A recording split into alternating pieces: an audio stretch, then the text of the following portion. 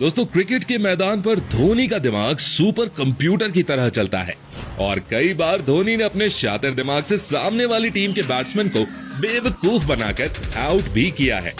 तो आज ऐसे ही 10 इंसिडेंट्स की बात करते हैं जब धोनी ने अपने ओपोनेंट को हैरान कर दिया। नंबर 10। दोस्तों, भारत और ऑस्ट्रेलिया के बीच मैच चल रहा होता है और ऑस्ट्रेलियन कैप्टन जॉर्ज बेली लेग साइड की ओर एक शॉट खेलते हैं। फील्डर बॉलर एंड पर थ्रो फेंकता है जहां रनआउट का चांस नहीं था। दूसरी ओर बैटिंग साइड पर जॉर्ज बेली रिलैक्स होकर दौड़ रहे थे और पीछे बॉलर एंड की ओर देख रहे थे क्योंकि उन्हें लग रहा था कि उन्हें कोई रनआउट नहीं करेगा। पर धोनी ये सब देख लेते हैं कि बेली बीच क्रीज में खड़े हो गए हैं और वो बॉलर को उनकी तरफ बॉल फेंकने को बोलते हैं। इतने में बेली समझ ही नहीं पाते कि धोनी उनके रनआउट की प्लानिंग पहले ही कर चुके हैं और फिर बेली गुस्से में रनआउट होकर चले जाते हैं। भाई, बैट्समैन को चकमा देना कोई धोनी से सीखे। नंबर 9। भारत और पाकिस्तान के बीच मैच में शाहिद अफरीदी सचिन तेंदुलकर की बॉल पर खूब चौके छक्के मार रहे होते हैं। फिर विकेट के पीछे खड़े होकर धोनी अफरीदी का दिमाग पढ़ लेते हैं। वो जानते थे कि अफरीदी अगली बॉल पर भी क्रीज से बाहर निकलकर मारने वाले हैं। वो सचिन को वाइड की ओर बॉल फेंकने का इशारा करते हैं और सचिन उनके दिमाग को कट कॉपी पेस्ट कर देते हैं। अफरीदी क्रीज से बाहर निकले और एमएस धोनी ने पीछे से उनकी स्टंपिंग कर दी। दोस्तों, इसे ही तो कहते हैं बेवकूफ बनाना। नंबर 8। अब मैं आपको दिखाता हूं धोनी का no look run out. New Zealand के batsman Ross Taylor leg side की ओर शॉट मारते हैं। वहां पर 2 रन्स आराम से लिए जा सकते हैं। रॉस टेलर का भी कुछ ऐसा ही इरादा था। बाउंड्री पर मौजूद फील्डर बॉल को वापस फेंकता है। रॉस टेलर क्रीज से कुछ इंचेस दूर थे और धोनी के पास रन आउट करने के लिए बिल्कुल भी समय नहीं था। अगर वो बॉल पकड़ने के बाद मुड़कर स्टंप पर मारते तो शायद रॉस टेलर डाइव मार देते। इसीलिए वो बिना देखे ही बॉल को स्टंप की ओर ड्रैग कर देते हैं और बॉल जाकर सीधे स्टंप्स पर लगती है। रॉस टेलर सोच भी नहीं सकते थे कि उनके साथ कुछ ऐसा भी खेल हो सकता है, पर धोनी के दिमाग के सामने उनकी एक न चली। नंबर 7। दोस्तों, भारत और न्यूजीलैंड का मैच चल रहा था और क्रीज पर थे न्यूजीलैंड के all rounder Jimmy Neesham. Kedar Jadhav की एक बॉल पर नीशम स्वीप लगाने की कोशिश करते हैं, पर बॉल उनके पैड से टकराकर धोनी के पास पहुंच जाती है। इंडिया के सभी प्लेयर्स अंपायर से एलबीडब्ल्यू की अपील करते हैं और इतने में धोनी जल्दी से बॉल उठाकर स्टंप्स पर दे मारते हैं और नीशम रन आउट हो जाते हैं। नंबर 6। साल 2016 में ऑस्ट्रेलिया और भारत के बीच वनडे मैच चल रहा था। स्ट्राइक पर थे ग्लेन मैक्सवेल और उनके साथ नॉन स्ट्राइकर्स एंड पर थे मिचेल मार्श। तभी बरिंदर सरान की एक बॉल पर मैक्सवेल ने कवर्स पर शानदार शॉट लगाया। पहली नजर में लगा कि ये बाउंड्री तक पहुंच जाएगा, लेकिन उमेश यादव की शानदार फील्डिंग के कारण ऐसा नहीं हुआ। ऑस्ट्रेलियन बैट्समैन 2 रन्स ले चुके थे और तीसरा रन भी बिल्कुल थाली में परोसा रखा हुआ था, लेकिन बीच में एमएस धोनी नाम की दीवार थी।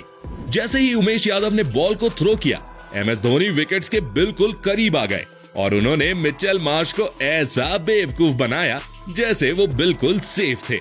लेकिन फिर एक झटके में उन्होंने बॉल को अपने दस्तानों में कलेक्ट किया और विकेट्स पर दे मारा। मिचेल मार्श को समझ ही नहीं आया कि उन्हें पागल बनाया जा रहा है। नंबर 5। दोस्तों, भारत और ऑस्ट्रेलिया के बीच वनडे मैच चल रहा था और भारत काफी खराब सिचुएशन में था। ऐसे में ऑस्ट्रेलियन कैप्टन रिकी पॉन्टिंग अपने 8 फील्डर्स को ऑफ साइड पर लगा देते हैं और लेग साइड को खाली छोड़ देते हैं। उन्होंने सोचा था कि bowler Mitchell Johnson of side पर बॉल फेंकेंगे और एमएस धोनी ऑफ साइड पर मारने पर मजबूर हो जाएंगे, पर धोनी ऑफ स्टंप पर आकर बॉल को धीरे से लेग साइड की ओर मार देते हैं। विकेट कीपर एडम गिलक्रिस्ट को बाउंड्री तक भागते हुए जाना पड़ता है, लेकिन उतने में तो धोनी 3 रन्स ले चुके थे। इस तरह धोनी ने पॉन्टिंग की फील्ड का मजाक बना दिया। नंबर 4। दोस्तों, इस इंसिडेंट को देखने के बाद पता चलता है कि धोनी विकेट के बीच कितना तेज भागते हैं। इंग्लैंड के खिलाफ धोनी के पैड से लगकर ball wicket keeper Jerin Jones के पास जाती है और वो उसे स्टंप पर मार देते हैं, पर धोनी तब तक क्रीज पर आ चुके थे।